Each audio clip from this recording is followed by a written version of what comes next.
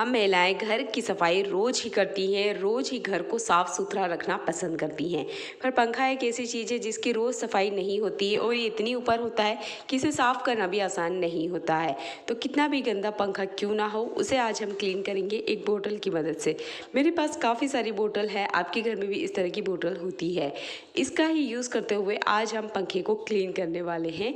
तो आपके पास जिस साइज़ का भी बोतल है चलेगा, मेरे पास बड़े साइज़ छोटे साइज़ सब साइज़ का बोतल है। तो नॉर्मल साइज़ का मैं एक बोतल ले रही हूँ। इस बोतल को हम जिस तरीके से कट करना आपको बता रहे हैं, बिल्कुल इसी तरीके से आपने इसे कट करना है और एक बहुत अच्छा सा फ्री में टूल हम बना के रेडी कर लेंगे। बस आपने इसे एक बार बनाना है और आप इसे सालों साल यूज़ कर सकते हैं। आप मेरे हाथों को ध्यान से देखिएगा, जिस तरीके से सीजर से मैं इसे कट लगा रही हूँ, इस तरीके से पतली पतली 2 स्ट्रिप इसके अंदर से हमने निकालनी है। आप यहाँ गरम चाकू का भी यूज़ कर सकते हैं, पर बार बार चाकू गरम करने की बजाय आप इस तरीके से सीजर ले लीजिएगा और प्लास्टिक का बोतल लीजिएगा ताकि इसे काटने में बहुत ज़्यादा आसानी हो। तो जिस तरीके से मैंने इसे काटा है, बिल्कुल इसी तरीके से दोनों तरफ से हमने इस बोतल को काटना है। आसानी से ये काम हो जाएगा। तो यहाँ पे दूसरी तरफ से भी मैंने इसे काट लिया है। कुछ इस तरीके से 2 टुकड़े हमने इसके निकालना है। एक जैसी साइज़ के होने चाहिए, छोटे बड़े ज़्यादा ना हो, कम से कम 1-2 इंच का ही फ़र्क हो, ज़्यादा फ़र्क ना हो। इस तरीके से मैंने इसे काट लिया है। अब इसकी जो बोतल का ढक्कन है, इस हिस्से को हमने निकाल लेना है और इसे हमने बोतल के बीच में कुछ इस तरीके से लगाना है। जैसे कि मैं आपको दिखा रही हूँ, यहाँ पर एक होल करते हुए कुछ इस तरीके से हमने इसे फिक्स कर देना है। आप यहाँ ग्लू गन की भी हेल्प ले सकते हैं, वैसे ये नॉर्मली इसी तरीके से भी फिक्स हो जाता है। इसके बाद में हमने लेना है एक कपड़ा। इस तरह का कपड़ा लेना है जो सफाई करने में आप यूज़ ले सके, और घर में इस तरह के वेस्ट कपड़े होते ही हैं। तो जिस तरीके से मैं इसे फ़ोल्ड करी हूँ, बिल्कुल इसी तरीके से लंबा लंबा आपने इसे फ़ोल्ड करना है और इस बोतल के अंदर हमने इसे डालना है। ध्यान दीजिएगा, कुछ इस तरीके से ही फ़ोल्ड होना चाहिए जैसे कि मैं आपको दिखा रही हूँ। इसके बाद में बोतल में कुछ इस तरीके से इसे सेट कर देना है। आप देखेंगे इसमें बीच में ना गैप है, ये गैप होना बहुत ज़रूरी है क्योंकि यहाँ पर हम इससे फ़ैन क्लीन करने वाले हैं। तो इतनी गैप तो होनी ही चाहिए ताकि इसे फ़ैन की पंखुड़ी में जब हम डालें तो आराम से ये पंखे की क्लीनिंग कर सके। तो कुछ इस तरीके से अच्छे से इसे फिक्स कर लेना है। इसके बाद आप चाहते हैं तो इसे सैलो टेप से भी बांध सकते हैं, चाहते हैं तो धागे से भी बांध सकते हैं। इसे हमें बार बार सफाई के लिए क्लीनिंग में लेना है, इसलिए यहाँ पर धागे का यूज़ कर लेना ही बेटर है।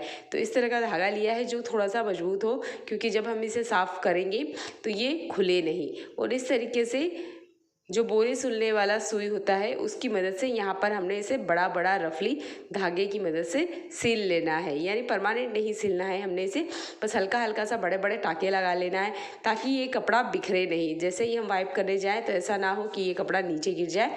तो इस तरीके से बस बड़ा बड़ा रफली हमने इसको बांध लेना है।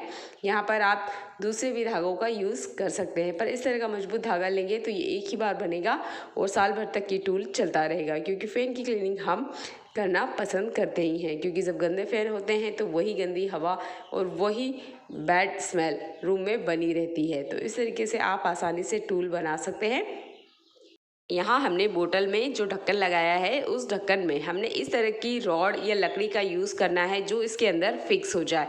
तो यहाँ पर मेरे पास एक्स्ट्रा लकड़ी पड़ी हुई थी तो इसी का मैं यूज़ कर रही हूँ। आपके घर में जो पोछा लगाने की स्टिक होती है उसका बचे हुए डंडे वाले पार्ट का आप यहाँ पे यूज़ कर सकते हैं और इस तरीके से इसमें फिक्स कर लीजिएगा। यहाँ भी आप ग्लू गन का यूज़ कर सकते हैं इसे फिक्स करने के लिए। तो अभी आप देख सकते हैं फ़ैन में काफ़ी ज़्यादा गंदगी है और फ़ैन एक तो ना बहुत ज़्यादा ऊपर होते हैं तो इन्हें क्लीन करना आसान नहीं होता है, क्योंकि ऊपर हमें टेबल चेयर लगानी होती है। उसके बाद में भी हम खुद कहीं गिर ना जाए, इस चीज़ का हमेशा डर लगा रहता है।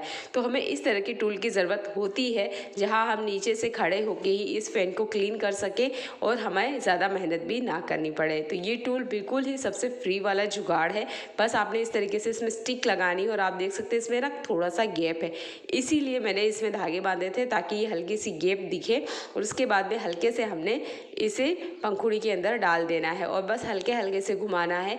फ़ैन के ऊपर जितनी भी ज़्यादा गंदगी इकट्ठा होगी वो सब की सब कुछ ही मिनट्स में बाहर आ जाएगी। बस आपने थोड़ा सा सावधानी से इसे हल्का हल्का वाइप करते जाना है। जिस तरीके से हम टाइल्स पे पोछा लगाते हैं उसी तरीके से बस इस बोतल वाले पार्ट को हमने पंखुड़ी के ऊपर घुमाना है और आप देखेंगे काफ़ी सारी गंदगी इस बोतल में इकट्ठा हो जाएगी और आपको अलग से मेहनत नहीं करना पड़ेगी। यानी सिर्फ आपने एक स्टिक की मदद से और एक पुरानी पड़ी हुई घर की बोतल से आप फ़ैन को क्लीन कर सकते हैं। आप देख सकते हैं काफ़ी ज़्यादा गंदगी इस बोतल के ऊपर आ गई है और यहाँ पर मैंने कपड़ा यूज़ किया है, इसलिए काफ़ी ज़्यादा गंदगी तो इस कपड़े में ही आ गई है। इसका फ़ायदा सबसे अच्छा ये है कि इसे आप इस तरीके से अगर थोड़ा सा झटकेंगे तो इसके अंदर की जितनी भी गंदगी है वो सब की सब बाहर आ जाएगी। फिर से इसे स्टिक में लगाइए और फिर से आप फ़ैन को क्लीन कर सकते हैं। चाहते हैं आप तो यहाँ पर धागा खोल के इस कपड़े को अच्छे से क्लीन करने के बाद में फिर से आप स्टिक में लगाते हुए फ़ैन को क्लीन कर सकते हैं। सिंपल सा तरीका है, ट्राई आउट करके देखिएगा। तो काफ़ी सारा गंदगी ना इस तरीके से बाहर आ गया। तो मैं फिर से लगा रही हूँ और फिर से जाके फ़ैन को क्लीन करके दिखाती हूँ। मेरे पास आपके लिए दूसरा तरीका भी है। अगर आप इस तरीके से टूल नहीं बनाना चाहते तो आपके घर में तकिए के कवर या पेंट के टुकड़े ज़रूर बचते होंगे। तो इस तरीके से एक टुकड़ा हमने लेना है। आप यहाँ पुराने तकिए का कवर भी ले सकते हैं। यहाँ पर आप लेगी का एक टुकड़ा भी ले सकते हैं। तो कुछ इस तरीके का कपड़ा हमने लेना है और कपड़े को कुछ इस तरीके से फोल्ड करना है, यानी हमने लंबा लंबा फोल्ड कर लेना है। और इसके बाद में आप देख सकते हैं इसमें ना काफ़ी सारी गैप है और इसी गैप का हमने यूज़ करना है फ़ैन की पंखुड़ी को क्लीन करने के लिए।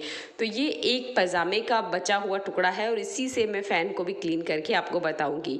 बस यहाँ पर हमने ना टेबल चेयर की ज़रूरत होती है, पर इस तरीके से भी अगर आप क्लीन करेंगे तो बहुत आसानी से हो जाएगा। और इसका सबसे बड़ा फ़ायदा ये है कि इसे क्लीन करते वक्त आपके सिर पे या घर में किसी तरह का कोई कचरा नहीं फैलने वाला है।